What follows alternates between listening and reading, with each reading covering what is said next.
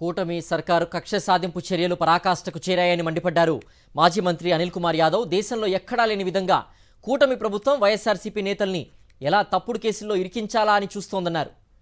నవ్వినందుకు తనపై కేసు పెట్టి విచారణ పేరిట వేధింపులకు గురిచేస్తున్నారని ఆగ్రహం వ్యక్తం చేశారు.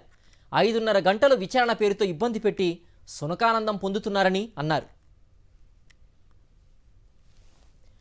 తప్పుడు కేసులకు భవిష్యత్తులో ఖచ్చితంగా సమాధానం ఇస్తామంటున్న మాజీ మంత్రి అనిల్ కుమార్ యాదవ్తో మా ప్రతినిధి విజయమూర్తి ఫేస్ టు ఫేస్.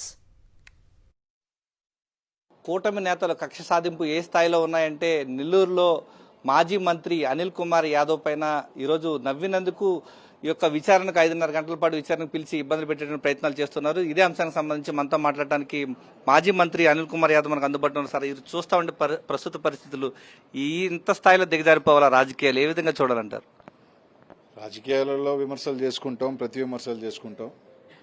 ఒక్కొక్కసారి కొంచెం గట్టిగా కూడా చేసుకోవడం జరుగుతూ ఉంది అనాదిగా కూడా. ముఖ్యంగా మా నెల్లూరు జిల్లా లాంటి దాంట్లో గతంలో పెద్దల జనార్దన్ రెడ్డి దగ్గర నుంచి నరేంద్రమల్లి నల్లపరెడ్డి శ్రీనివాసరెడ్డి దగ్గర కానీ, ఆనం కుటుంబం కానీ, ఆన వివేకానంద రెడ్డి కానీ అందరూ కూడా చాలా ఘాటుగా పెద్ద కూడా విమర్శలు చేసుకోవడం జరిగింది. దానికి సంబంధించి ప్రసన్న కుమార్ రెడ్డి ఒక మీటింగ్లో సంబంధించి కొన్ని విమర్శలు చేస్తే దానికి సంబంధించి వాళ్ళు కేసులు కట్టచ్చు, లేదా లీగల్గా ఏమన్నా తీసుకునే యాక్షన్ ఉంది, అన్నీ తీసుకోవచ్చు. అట్లాంటిది కేసులు కట్టకపోగా ఆ రోజు ప్రసన్న ఇంటి మీదకి దాడికి వెళ్ళటం, విధ్వంసం చేయటం, ఉన్నుంటే చంపేయాలనుకునే ప్రయత్నం కూడా చేయటం కూడా జరిగింది. ఎక్కడా లేదు ఇప్పుడు దాకా. నేను అసలు ఈ చరిత్రలో ఒక వేదిక మీద ఒక వ్యక్తి మాట్లాడితే కింద కూర్చున్న వేదిక మీద కూర్చున్న వాళ్ళందరి మీద నవ్వారని కేసు కట్టడం అనేది ఇప్పటిదాకా రాజకీయ చరిత్ర కాదు, ఎట్లాగే ఇప్పుడు దాకా చూడలేదు.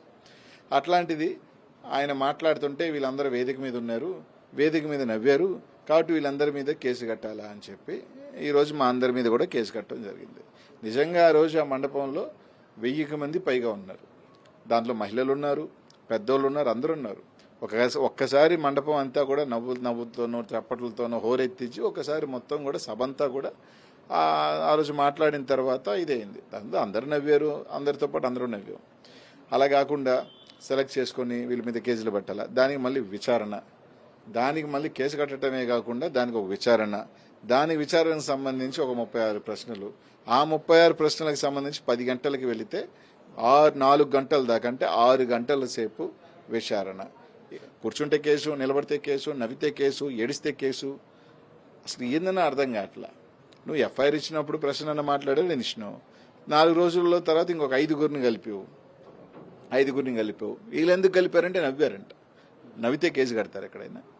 అసలు నాకు అర్థం కాని పరిస్థితులు. సరే, సునకానందం పొందుతా ఉన్నారు ఈ జిల్లాలో. ఏదో విధంగా అనిల్ కుమార్ యాదవ్ మీద కూడా కేసు కట్టాలి.